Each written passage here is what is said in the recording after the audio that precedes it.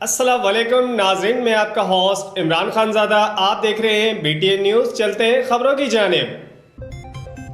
دیر بالا تفصیلات کے مطابق مورخہ 2021 پہلا مہینہ 11 تاریخ کو مسمات بیوہ رافع اللہ محروم ساکن صدیق بانڈا دیر بے نظیر انکم سپورٹ پروگرام کی کارڈ کے حصول کی خاطر دیر آئی ہوئی تھی۔